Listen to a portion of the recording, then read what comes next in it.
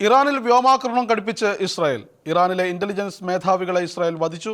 പടിഞ്ഞാറൻ ഇറാനിലെ മഷ്കദ് വിമാനത്താവളത്തിലും ഇസ്രായേൽ ആക്രമണം നടത്തിയതായും റിപ്പോർട്ടുണ്ട്. ഇറാനിലെ വിവിധ സ്ഥലങ്ങളിലെ ആയുധ സംഭരണ കേന്ദ്രങ്ങൾ, റഡാർ സംവിധാനങ്ങൾ, സർക്കാർ കാര്യാലയങ്ങൾ എന്നിവ ഇസ്രായേലി യുദ്ധവിമാനങ്ങളുടെ ലക്ഷ്യമായി മാറി. ഇറാനിൽ ഇതുവരെ നടന്ന സൈനിക നടപടിയിൽ 224 പേർ കൊല്ലപ്പെട്ടതായാണ് ഔദ്യോഗിക കണക്ക്. അതേസമയം ഇസ്രായേലിൽ കഴിഞ്ഞ രാത്രി ഇറാൻ നടത്തിയ മിസൈൽ ആക്രമണത്തിൽ 3 പേർ കൊല്ലപ്പെട്ടു, നിരവധി പേർക്ക് പരിക്കേറ്റു.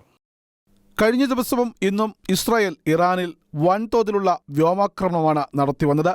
ഇറാന്റെ ബാലിസ്റ്റിക് മിസൈൽ കേന്ദ്രങ്ങൾ, റഡാർ സംവിധാനം, എനർജി ഹബ്ബുകൾ എന്നിവയും ഉൾപ്പെടെ 12ഓളം പ്രധാന സൈനിക കേന്ദ്രങ്ങൾ ആക്രമണത്തിൽ ലക്ഷ്യമിട്ടതായി ഇസ്രായേൽ പ്രതിരോധ സേന വ്യക്തമാക്കി. ഈ ആക്രമണത്തിൽ ഇറാന്റെ ഇസ്ലാമിക് റവല്യൂഷണറി ഗാർഡ് കോർപ്സിന്റെ ഇന്റലിജൻസ് മേധാവി ബ്രിഗേഡിയർ ജനറൽ മുഹമ്മദ് കാസമി, ഉപമേധാവി ഹസൻ മൊഹഹിക്, മറ്റൊരു മുതിർന്ന കമാൻഡർ മൊഹസിൻ ബഖേരി എന്നിവരും കൊല്ലപ്പെട്ടു. അതുപോലെ ഇസ്രായേൽ വ്യോമസേന പടിഞ്ഞാറൻ ഇറാനിലെ മഷ്കദ് വിമാനത്താവളത്തിൽ ഇറാന്റെ റിഫ്യൂവെല്ലിംഗ് വിമാനം തകർത്തു. ഇസ്രായേലിൽ നിന്നുള്ള 2300 കിലോമീറ്റർ അകലെ നടന്ന ഏറ്റവും ദൈർഘ്യമേറിയ ആക്രമണമാണിത്.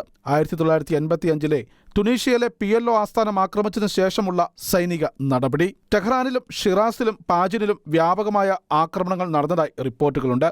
ടെഹ്റാനിൽ ജലവിതരണ സംവിധാനത്തിൽ വലിയ അളവിലുള്ള ചോർച്ചയും ഉണ്ടായതായി ഇറാനിയൻ മാധ്യമങ്ങൾ റിപ്പോർട്ട് ചെയ്തു. ഇതുമായി ബന്ധപ്പെട്ട് IDF ഇതുവരെ പ്രതികരണമൊന്നും നൽകിയിട്ടില്ല. ഇറാനിലെ IRGC, ഖുദ്സ് ഫോഴ്സ് എന്നിവയുടെ ആയുധ ഉൽപ്പാദന കേന്ദ്രങ്ങളും ടെഹ്റാനിലെ സർഫസ് ടു എയർ മിസൈൽ ലോഞ്ചറുകളും ലഡാർ സംവിധാനങ്ങളും തകർത്തതായി IDF വ്യക്തമാക്കി. ടെഹ്റാനിലെ ഇറാനിയൻ വിദേശകാര്യ മന്ത്രാലയത്തിന്റെ കെട്ടിടവും സമീപമുള്ള അന്താരാഷ്ട്ര പഠന സ്ഥാപനമായ IPIS-നുള്ള ലൈബ്രറിയും ഇസ്രായേൽ ആക്രമണത്തിൽ തകർന്നു.